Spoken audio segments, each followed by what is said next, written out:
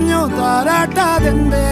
കരയാൻ കണ്ണീരില്ല കണ്ണീരപ്പനാരും പോരണ്ട എരിയും മൂന്നാം കണ്ണിൽ കോപം കൊള്ളും സംഹാരമൂർത്തി മരണം പടിവാതിൽ കടന്നേ